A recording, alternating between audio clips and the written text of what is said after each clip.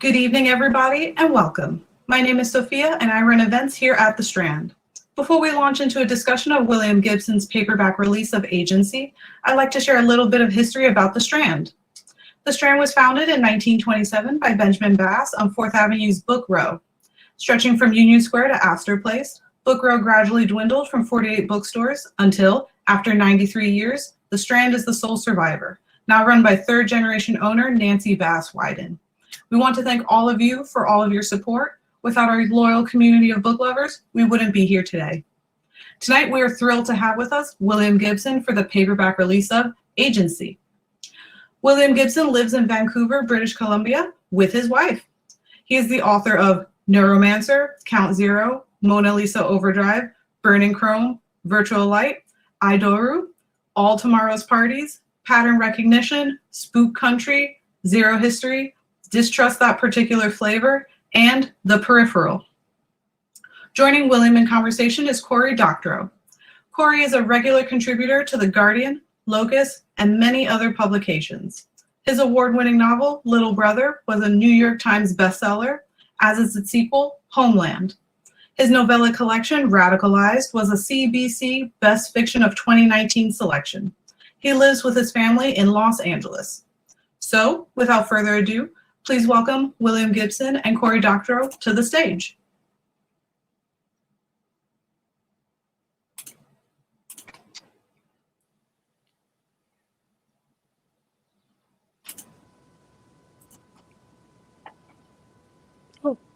There he is.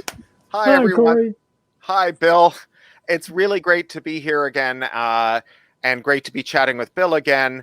I did a little math today. We had our first conversation when I interviewed him for All Tomorrow's Parties for the Globe and Mail 22 years ago in Toronto. So we've been having these conversations for a long time. Bill's latest book is Agency. It's the sequel to The Peripheral. I think it's a very important novel in Bill's canon and in the science fiction canon, in part because it merges the two Gibsonite tendencies that we know about. The first one being those groundbreaking, eyeball-kicking, super futuristic novels that entered the field in the 1980s, like Neuromancer, and the second being the decade of books that did the audacious trick of writing near future science fiction about the recent past, the books that started with pattern recognition. And with The Agency, you have a book that is, and with Peripheral, you have books that are simultaneously about the current day and the far future. And the merger of those two bills, I think, makes for very exciting, spicy reading. Now, Bill, I wanted to start by asking you about Agency, because it is a book with a curious and storied history that relates to our current events and the current moment, in that you wrote a near future novel and then threw away a large portion of it and delayed it by more than a year so that you could update it for the Trump presidency that has just ended. And I wonder if you could reflect a little. I mean, I don't think you labor under the pretense that you're Nostradamus and have to get your future right. I think, if anything, the near future books, disabused everyone of that. But what was it about wanting to reflect those times that made you revisit the book? Well, the book called Agency was going to be, up until the morning I woke to discover that Donald Trump was president of the United States, had really been set a few years into the future. In a way, I felt like I'd assumed I was going back to what I'd done with the Big End books, and that they were written and set in the year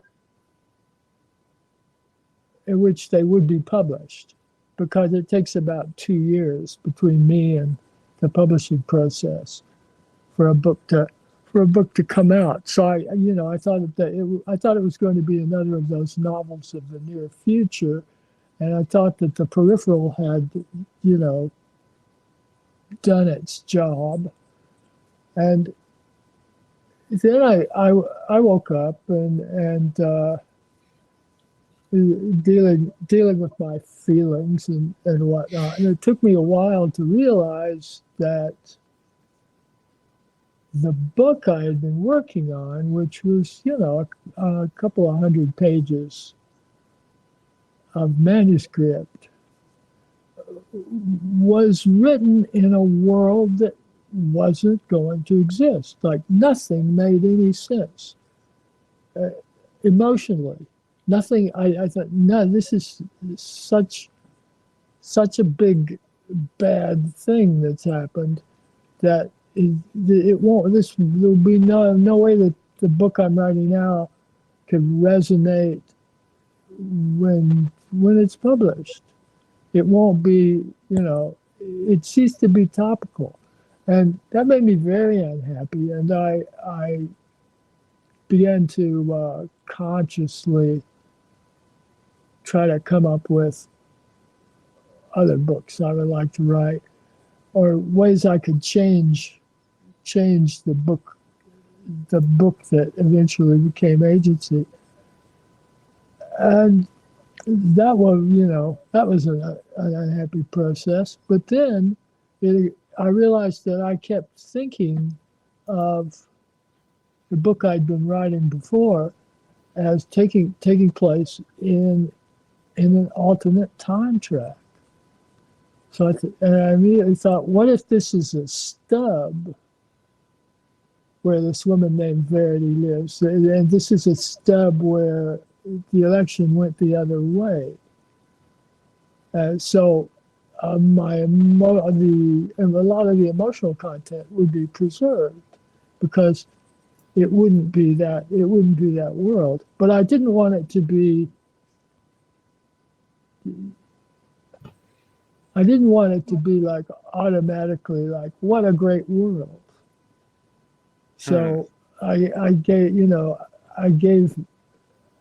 them problems, and the problems aren't unrealistic. And as someone in Agency says, of the people living in the past who went the other way, they say, well, they're still coming into the saw blade, but they're doing it at a less acute angle.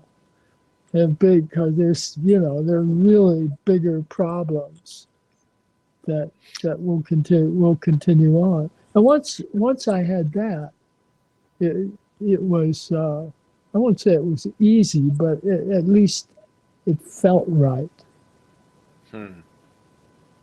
Yeah, it certainly felt like you were reassuring us, or rather warning us, that Trump was too dumb to be a cause and was more likely to be a symptom, and that getting rid of Trump would not get rid of our problems. Now, there's another work in this series. There's a graphic novel that's set in World War II, and I wonder whether or how that played into Agency, and whether there's more of that coming. Well, that's the comic. It was like a limited. Originally, it was a limited run comic.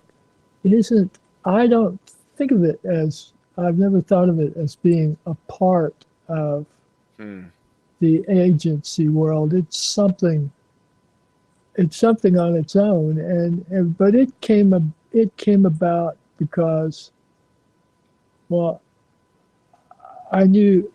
Actually, someone wanted a screenplay. The thing was originally a screenplay, and Agency was very freshly done, and I was really intrigued with the, I guess I could say, novelty of the alternate world concept in that book, which wasn't mine, actually. It's from a short story by Bruce Sterling and Lou Shiner called Mozart and Mirror Shades. And it differs from the usual time travel alternate reality butterfly effect shtick in that you could contact the past, but only digitally. But when you contact it digitally, when they receive their first, whoever receives the first email from 150 years in the future, they split, like it creates an entirely new universe. And there's soon to be like, potentially infinite number of these. So the world you email to is what your world was like up until the moment that email arrived, and then it causes this split. So it does away with all of the, to my taste anyway, tedious paradox massaging that tends to take place in time travel stories. No one, the people in the future don't have to worry about what they're going to do to their world, because it can't possibly affect them. And this causes quite a few of them to have a very cavalier attitude toward those alternate tracks and their inhabitants. Others the opposite. And so anyway, I had that bouncing around, and someone asked me for a screenplay. It was actually a screenplay that my friend Michael St. John Smith was the guy who asked him, the producer who asked him. It was going to be German television. And so Mike was telling me about it, and I started blabbering about Stubbs and what it would be like, and so eventually it became one of those things where we were spending too much time talking about it, so we just wrote it. But I've never thought of it. I've never thought of it as part of the Peripheral universe, but by the time we finished it, by the time it was finished before Trump's election, long before Trump's election, and no one wanted to make a film of it. So, as frequently happens with screenplays, so someone asked me, to do a comic, and I said, well, read this. And they said, that's great. But we were able to change the very end of it then to fit the alternate reality of the Trump era. So it winds up with one of the good guys in our dystopia. It's seeing a newspaper with Trump's picture. Yeah, I loved that little grace note. Speaking of Trump, one of the things that I've asked you about at punctuated intervals for 22 years now is your relationship to subculture, and how you made hackers cool in the 1980s, and how coolness and subculture and a complicated relationship with it goes through Case Pollard, and certainly, by the time we get to the world of the Peripheral, you have these far future worlds where you have whole neighborhoods where people are LARPing 24/7. And in the contemporary world, you have all these other subcultures, including these kind of Oakley shade Punisher logo subcultures. And it struck me as fitting and terrifying that the end of the Trump era that caused the delay to the agency publication was marked by an eruption of multiple subcultures, Boogaloo Boys, QAnon cultists, and so on. And they're not cool subcultures, but they're really important subcultures, probably more salient than punk ever was in terms of the impact that they're going to have on our society. And I wondered where your head was at as this keen observer of the complexity of subculture and its commodification as you watch these cultists perform these bizarre, dangerous stunts. Well, I think the thing that's been most consistently obvious to me about that is that without the web, without the internet, they would have no place to perform the stunts. Their existence is a result of paradoxically, the democratization of media in over the past 20 or 30 years. So it's this, like, the Proud Boys are operating really in the same landscape as teen influencers. It's just teen influencers making millions and millions of dollars per year. So that's the thing that's always been most evident for me. So there's always been a kind of Afrofuturist vein in your work, you know, whether it's the Space Rastas in the Neuromancer books and all the way forward. And Agency really kind of digs into, again, some of the uncomfortable and also amazing valences of Afrofuturism. You have this artificial intelligence who's a U.S. Army veteran who's been reincarnated without her permission as a rogue AI. And Adriana in the chat and on Twitter, she's been adding us pretty often, asking to what extent this is a horror novel about being a Black person trapped in a machine for all time against your wishes. And it made me think of Jordan Poole's Get Out, and this idea that technology and Blackness have their own complicated and multi-directional relationship. Yeah, I mean, I think I would agree. I think I would agree with that. I don't actually think that.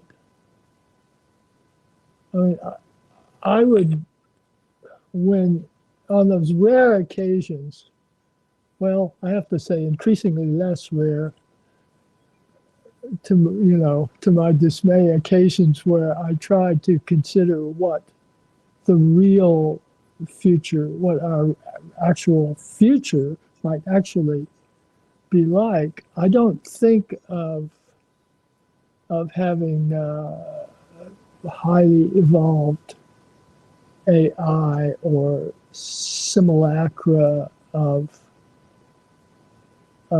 actual historical humans. And that still seems quite far-fetched and fairy tale like to me, but for the sake of, there's something about that I've come back to through my whole career to date. And I'm not exactly sure what it is. I think one thing it does is it gives me a chance to approach the question of what humans are in a way that I couldn't do if I were merely working with human characters. Mm-hmm.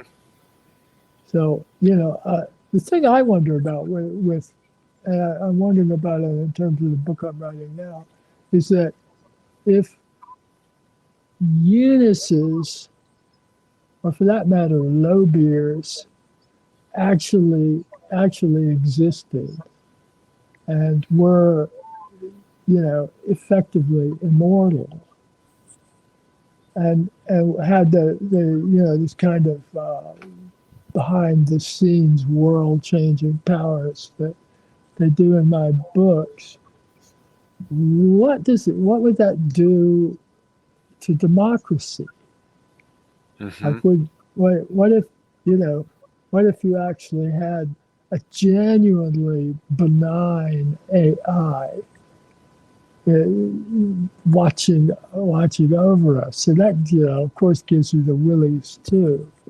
So, and I think I've always shied away from that. And with this book I'm writing now, I sort of get closer to maybe have a bit franker look at that. Yeah, I'm struck by the frequency with which AI is a MacGuffin in the Gibson canon. One of my favorite characters is Dixie Flatline, and not just for his eternal line that I've quoted so many times, "Don't let the little fuckers generation gap you," but also because as someone who's being simulated in software, his last request to his protege is "erase me." Yeah. And here we are in this modern world in the 21st century, where there's a lot of grifters who claim that they've got AI. They've done some statistical inference stuff and they've called it AI, and promising that cars will drive themselves.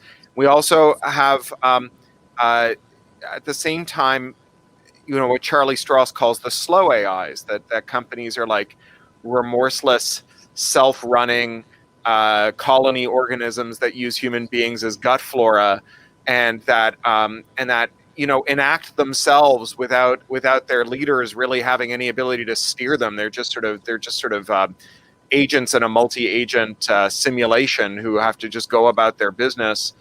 And finally we have this revisiting of the socialist calculation debate from the 1920s, when the fathers of modern neoliberalism argued that you could never compute an economy. It's just too big.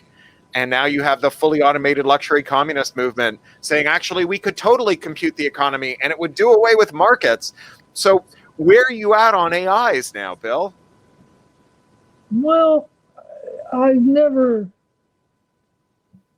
really been anywhere with anywhere that I've understood myself with AIs. But the thing that has always, some of the thing that's always drawn them to me is they allow me to ask, even just myself sometimes, not necessarily the reader, questions about what it is to be human that I don't think I would be able. I don't think I could find the place to ask the question without having them. And I have a kind of, I've scarcely ever used Siri for anything. I've avoided, the only thing I've avoided more perfectly than using Siri is joining Facebook. I knew you were going to say that. Zucker vegans represent. Yeah. So I'm like, I never wanted to do Facebook at all. But when I was an undergraduate at UBC, I had a couple of experiences there. One was seeing La Jetée for the first time in a proper screening room. I mean, I'd never seen it at all, but I got to see it on a theater screen, and just being completely blown away, and it somehow restored my faith in science fiction. Really profoundly. I mean, I'd been a big science fiction fan in my mid-teens, and then the 60s countercultures had come along, and I had seen science fiction starting to go with the countercultures I was attracted to, or starting to emerge from various versions of that. So I didn't know, when I was 14, I didn't really know anything about contemporary London, except that lots of the British New Wave writers I particularly liked lived in Ladbroke Grove. I knew, I knew that. And so, but then I got kind of swept away from science fiction into the 60s, and didn't think to go back and look at it until the 60s tsunami had kind of settled a bit, and I was incredibly disappointed with it because it was like all the SF writers who signed in favor of the Vietnam War in the New York Times. It was like they won. Like that was still looked like the mainstream of that SF to me, and there were some cool people writing and some cool stuff being written, but it made me unhappy. Then when I started to write, when I started to vaguely approach the idea of writing SF, I was reading contemporary science fiction of the early 80s, and going, oh no, this isn't working for me. So when I came back, I tried to get into it myself, and it felt like a kind of homecoming to some extent. I wanted to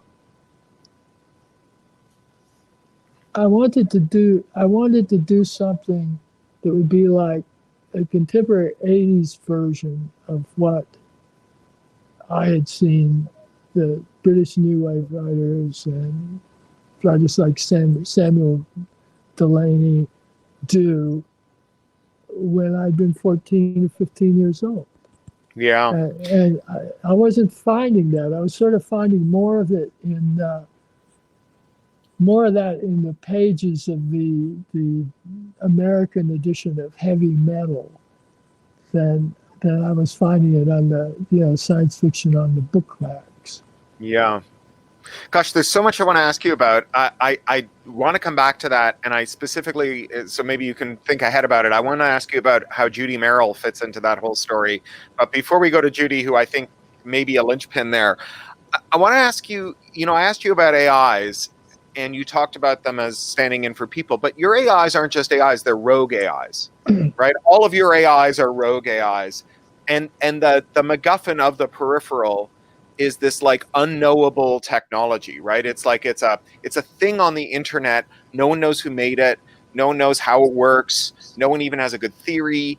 And this is not in our benighted world. This is in the far future where they have, actual like super amazing post-futuristic technology stuff, and still no one knows how it works. And it seems to me that there's a connection between a rogue AI and the great themes of science fiction going back to Frankenstein and the gateway, right? And I wonder, like, what does this say about you say you're attuned to the poetics of technology. That's my favorite line from you about your work. What is the poetic of technology when it comes to technology out of control, to the rogue AI, the mysterious gateway? Well, I've done it. I think I've come at that in the course of my career. I've come at that in a number of different ways, but they're not. It's like when I'm really writing, I'm really writing something that most people will assume is science fiction, that most people would recognize as science fiction. I'm asking questions, I'm not really answering them. And I don't do much answering of questions. So I think the first thing that I did with AI after having written Neuromancer, Neuromancer to me is a strange artifact because I I didn't know how to write a novel. So there are things about how it's shaped and how it operates today that strike me as just being like incredibly weird. But then I think about it and I realize that it was just, that was the only way I could figure out to make the thing operate and to get through it. And it's not even a very long, it's like a very long novella, more than a novel. But I had hit on this thing where I could get very interested in this kind of AI I was making up, and you wind up in the two subsequent books in what became that trilogy with the AI. One of the AIs that you first met in Neuromancer spends all its time in an abandoned space station making Joseph Cornell-like collage sculptures out of all of this, Howard Hughesian mess of junk that's drifting there in zero gravity. But I don't think, for me, it doesn't, I guess it says something about AI, but I couldn't tell you what I think it means. It's, for me,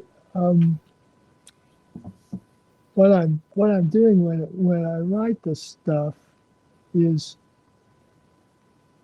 putting out, I'm assembling these enigmatic,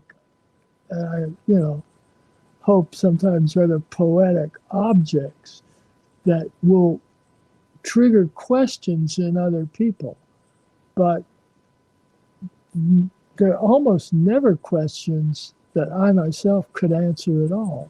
And I may never answer them to, not even to my own satisfaction. And I think that I think I probably got that from the new wave SF writers, that they weren't telling me how things worked and telling me what I should think about things. They were closer to Joseph Cornell than John W. Campbell said. I love that. I want to mention as a kind of a nota bene that your neighbor, George Dyson, had a book out last summer called Analogia, which is about technology overtaking our ability to understand it. And George is Freeman Dyson's son, grew up in the Princeton Institute, where the kids didn't go to summer camp. They got locked in the basement to hand wind the cores for the first computers, alongside Gödel's kids and so on. So it's quite a remarkable story. It spans everything from sea kayaks to modern computing. It's very good. Yeah. I did want to ask you about Judith Merrill, because she is the doyenne of Canadian science fiction and the new wave. I think you knew her in your Toronto days. I certainly was mentored by her, and I wonder where Judy fits into all of this. She was a feminist writer, critic, and editor who divorced Frederick Pohl and went into voluntary exile after the Chicago police riots in '68 in Canada. Well, I never met her in my Toronto days. In fact, I don't even think I didn't know that she was there. Oh, really? Oh, yeah. I had no contact with from the time I arrived in Toronto in, I think, March of 1967 to when I was living in, first living in Vancouver, like a decade later, I had no contact with the science fiction subculture, and I wasn't reading SF. So it was just a different world. It was like there was no internet, and I probably had thought of her for a long time. But as I began to try to write SF, which gave me a sense of my own, sort of renewed my sense of my own history with it. I realized that she had been a phenomenally strong influence on my sense of what science fiction was, because she published this absolutely superb annual collection, like her, what she chose to be the year's best science fiction as short fiction. And she had absolutely no regard for the supposed boundaries of the genre. So you could have Fritz Lieber on one page and Julio Cortázar on the next. And so she exposed all of her readers to this fantastically sophisticated way of looking at what science fiction was. Yeah. And Yeah, I'm sorry, go ahead. no, that's it. So my dad used to sit me down with him on the nights my mom was at teacher's college to watch Judy introduce Doctor Who on public television. And he said, that's my friend I know from socialist organizing circles. And then when I was 9, I went on a school trip to the library that she founded, which is now called the Merrill Collection, was then called the Spaced Out Library. And she invited us to bring her our manuscripts. And from that age, I was bringing her manuscripts. I get on the subway and go down to Spadina and Bloor and bring her manuscripts for critique. And then she put me in the writing group with Carl Schrader and Peter Watts and all those other writers. I mean, she was really a force of nature, really remarkable. Yeah, she was indeed. I met her subsequently, Right. So I got to actually meet her a couple of times, and she was a force of nature that way as well. But the impact that her editorial sense had on my personal sense of what science fiction can be was just enormous. Yeah. I wanted to ask you finally, we're getting close to Q&A. I assume that we're starting the Q&A about 12 minutes late because we started the event about 12 minutes late. I did want to ask you about this third book. Is this a third Peripheral book? Yes, it is. And, do you have to rewrite it for the Biden presidency? Oh, I hope not. I'm thinking, I probably won't. As soon as, well, it wasn't soon enough for me, but once it became apparent that Biden was going to be president, the one area in which I didn't feel an immediate relief was, my sense of where the plot of this book might go, because both the Peripheral and Agency, you sort of have, I think, really, subtle ways of cheating their way around, like the characters in, 150 years in the future in London know what happened, and they're our future. They know what happened, but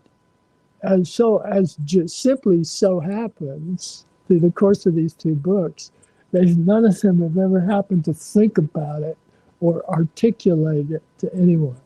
So if you asked Inspector Ainsley Lowbeer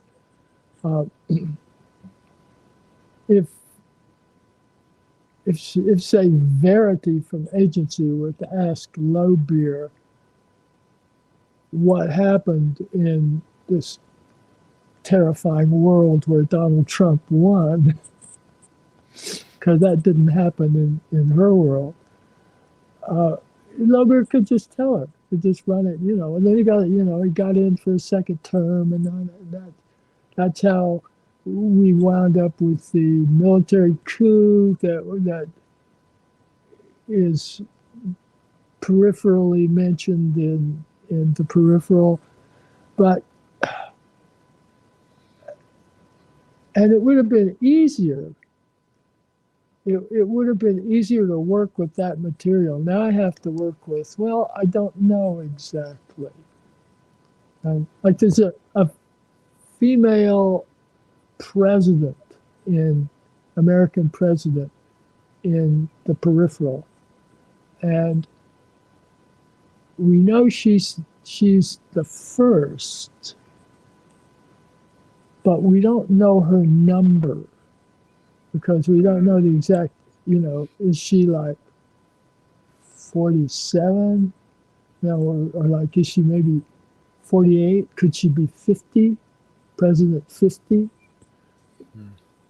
And I've, never wanted to work it out because it cramps my style. But I think with the way things are going now, I've got more wiggle room in the book in terms of that timeline. I mean, eventually, as happens to all science fiction written in imaginary futures, the things will start to obsolete. I mean, I've said it before, but science, future predictive science fiction is like, they're like ice cream cones. They start melting the minute you write them down, and by the time people get them home, they're just completed. And ultimately, they're only about the moment in which they were written. And that's what makes them really interesting. Even now, like the 19th century SF, it's like a wonderful kind of window into the time in which it was written. And that's what ours will ultimately be. Yeah. I spent the weekend rereading an old H.G. Wells essay collection because Bruce Sterling's written an afterword to it, and they asked me for a blurb. And I know exactly what you mean. It's a remarkable experience. So I want to get into some of the questions from our audience here, and I'm going to take some liberties with them. Gardner asked about researching tech, clothing, and gear. I'm just interested generically in your clothing fascination, where it's going. You I think go deeper on the question of odd clothing design than is justified by your books, and it indicates a kind of genuine passion.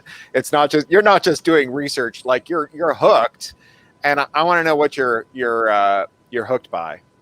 Well, I'm nerding out, really. Yeah.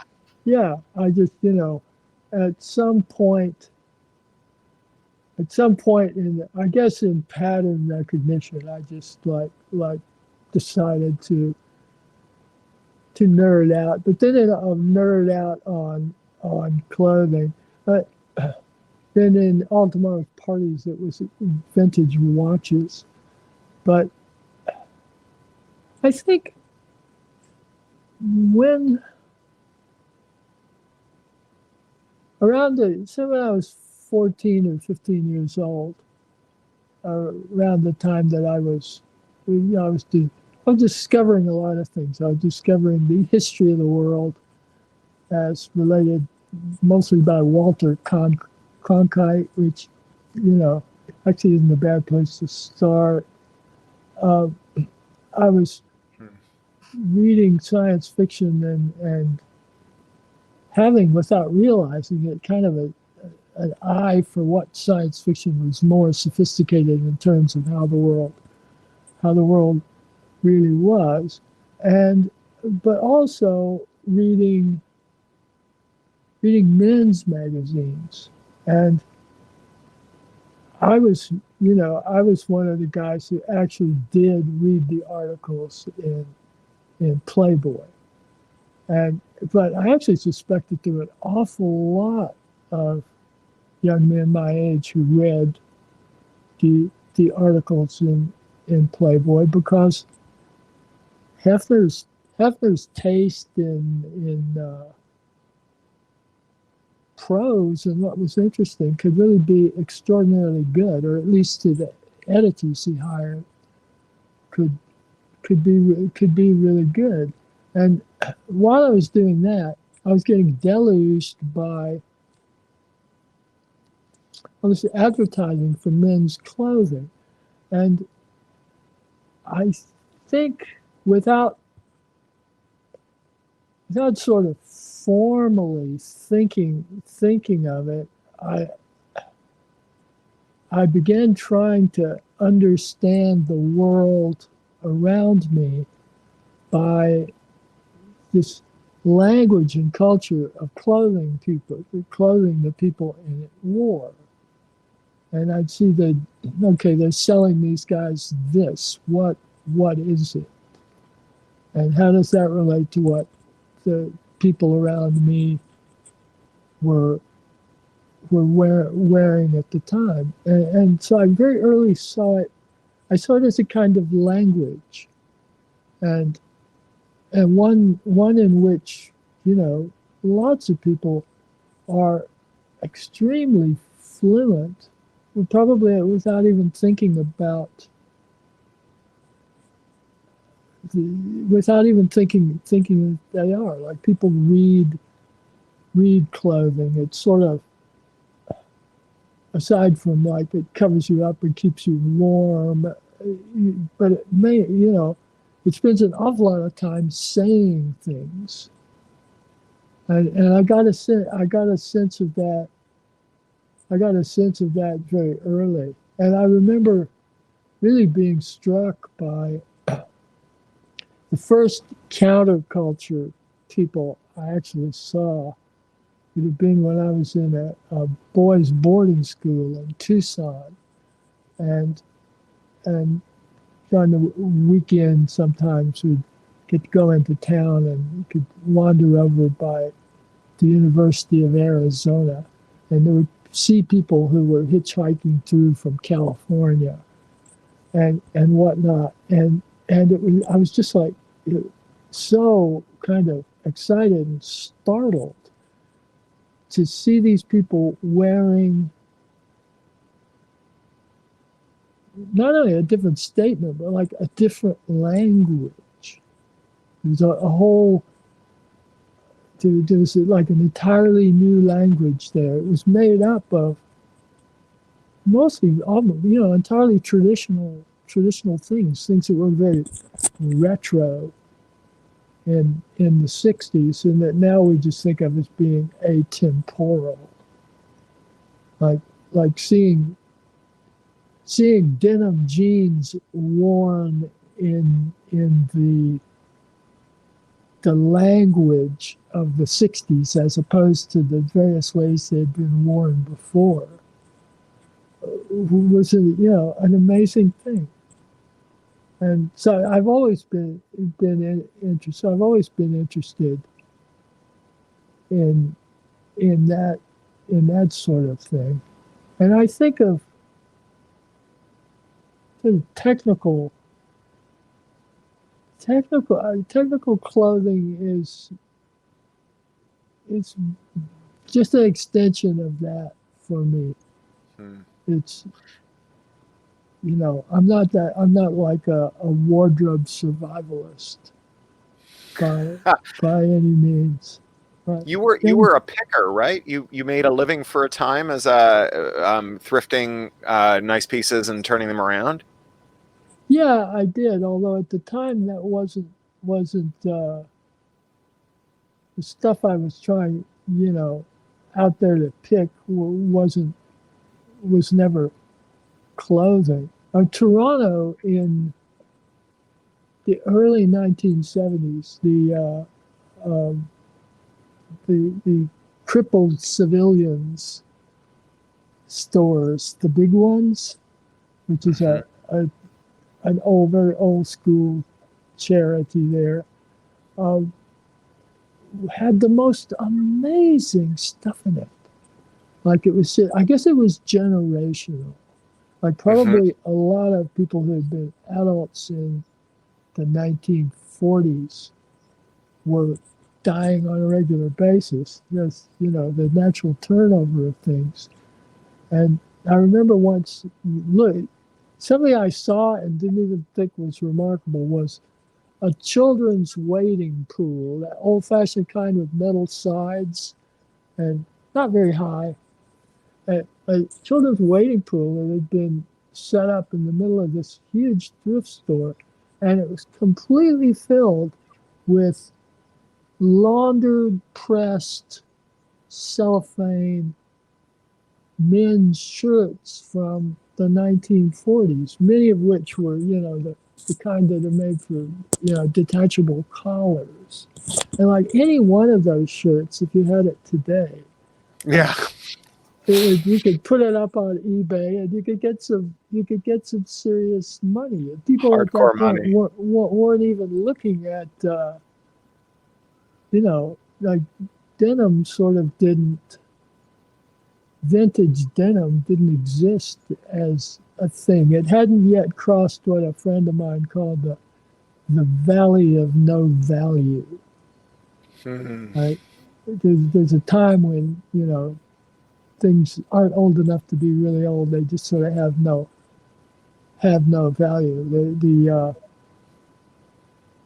The time in Toronto I'm thinking of, if you found in very good condition a 1930s Art Deco steel desk on the sidewalk, there was no place, even if you could like put it on roller skates and haul it away, there was no place in town that would buy it. Nobody wanted stuff like that yet. But the same piece today down in Tribeca would cost about would cost you the same as a secondhand BMW. Right. And so that sort of fascinated me. I never liked being an accumulator of things, and I don't really collect things, or try to. Oh, me either. Yeah, I don't like to do that. And when Marie Kondo first showed up in my Twitter feed, I still haven't read her books or watched her or anything, but just her idea if it doesn't spark joy, you shouldn't have it taking up space. And I think I've always had a bit of that. So Cory Sikra summarized that book as all you need is a single smooth river rock that reminds you of your mother, which I thought was a good distillation of the wisdom of Kondo. Yeah, I was joking. I am a pack rat. My latest clothing thing that I've become obsessed with, that I always think of as very Gibsonian, is Boro fabric, Boro from Japan, which is scraps of what was once very hard to find indigo dyed fabric, which because it was expensive, they make rag rag collages or rag quilts that are then turned into clothing. It's very beautiful, and the old stuff's amazing. I've seen that. A friend of mine in Copenhagen is teaching herself to do that. And it's gorgeous. Now, there are a bunch of questions in the Q&A that all sort of relate generally to, like, what book are you working on? What's going on with the TV show? What kind of audio books are coming out, and so on. Can you give us a kind of a pre-orderer's rundown of the Gibson things that we should be putting markers down on? Oh, well, there's the book, which I am writing. And does it have a title yet? Yeah, I thought for a while that I sort of had no choice but to call it Jackpot. Oh yeah. But now I don't know. I'm feeling that it will probably be something else. In any case, I'm happier with it not having a title. I usually can't. It's unusual for me to set, nowadays anyway, to settle on a title and then stay happy about it. It can get in the way of the book finding what book it actually wants to be if it has a title that's too much too much one thing or another. For me, at least, it doesn't work that way for everyone. The Amazon series of Peripheral is actually in pre-production in London for sure. I'm not sure they yet know where the rural American parts are going to be shot. So, I mean, I'm in awe of the idea that anybody could be in pre-production with anything in London right now, but that the industry seems unfazed. Yeah, my sister-in-law's a producer there, and they're still doing stuff. So Yeah, but I think that's that's it really at the moment. Those are the two things that seem most likely to happen, and then there's the usual motley crew of interesting options for things. Those are always best left unmentioned. yeah, fair enough. And then we're coming to time here, and I wanted to ask the question that CSPO raised, which is whether you see anything positive in terms of the futuristic kind of visions of the world, whether it's all dystopia or whether you see some source of hope on our horizon here. Well, I don't know. I mean, people, when I was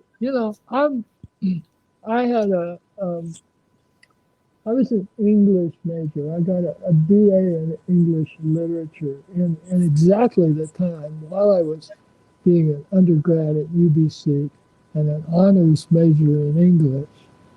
Hey, Bill, take your hand away from your mic. We're getting a lot of muffling here. Okay, sorry, I forgot that's where my mic was. So while I was an undergraduate and English major, I started trying to write science fiction, and I was actually trying to write science fiction by the time I graduated. But I think that I'm not sure if during the writing of Neuromancer I had ever heard or even seen the word dystopia. I know it existed then because it existed initially as a very English major term. People simply didn't do they didn't use it. So I didn't think of it as something I was doing. I didn't think of Neuromancer as a dystopia. And indeed, given the fact that in 1981, probably the most intelligent people I knew on the planet woke up every day and probably had, with some passing thought of would this be or not be the day in which the world ended in assured mutual nuclear destruction. I mean, people my age lived through like 30 years of that, 20 years of that. It's a very weird thing. So when I wrote Neuromancer, I thought I was being way optimistic because the scenario there is that the United States and Russia try to do it, but they're shut down by multinational corporations, which is also not a very common phrase when Neuromancer was written. It wasn't something that just fell off anyone's lips. So I've never really seen Neuromancer, for instance, as dystopian, because I knew when I was writing it, and this was important to me when I was writing it, that there were people in living in cities and other places all over the world who would happily immigrate to the to the world of Neuromancer and probably have it easier. Yeah. And, it's I didn't see it as dystopian so much as naturalistic. And I spent about 2 months before the lockdown, I started work on a novel that I'm almost done on that I call The Lost Cause. That's a post-Green New Deal environmental utopian novel.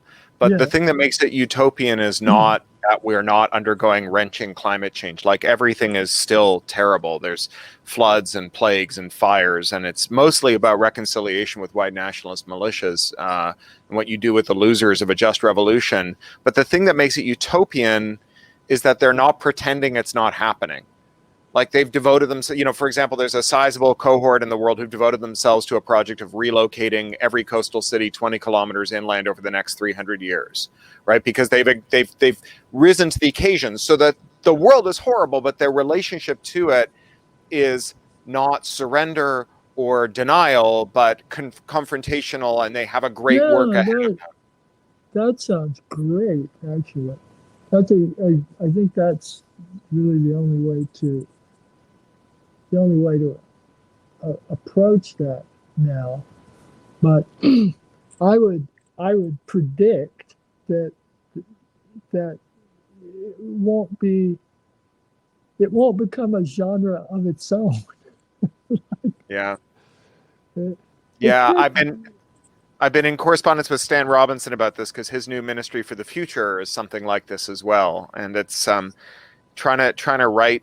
It's very easy, the shibboleth that it's harder to imagine the end of the world than to imagine the end of capitalism. It's actually super easy to imagine life after capitalism. It's the part where we go from one to the other that's very hard to imagine. Yeah. Indeed. Indeed, it fascinates me that we might go to the end of capitalism without going to any of the places that people have historically wound up by attempting to go there. It might just happen. Well, Bill, I think we're at our time here. I want to thank you for taking the time for this. I thought Agency was a corker of a novel. And I'm so looking forward to the next one. And, it's been 22 years since we started having these conversations, and I learn stuff every time. So it's been a real treat. Well, thank you so much, Cory. It's really, really good to see you. And this is also unmasked, Yeah. Yeah, I have one here. Actual faces. Here we go. It's got a little metal clasp that stops my glasses fogging up. That's what makes it the good mask. I fight with my family because they take the good mask, and then we have to argue about it. I know. You always have to get multiples. Yeah. For the good mask. Thank you. Thank you. Thank you, Cory, for moderating tonight, and thank you, William, for joining us to talk about Agency and everything within. Thank you, our audience, for joining us tonight. And if you haven't already purchased a copy of Agency, you may do so by clicking at the bottom button in the middle of your screen. And everyone stay safe out there and have a good night. Thank you very much. Yeah, give my regards to Broadway.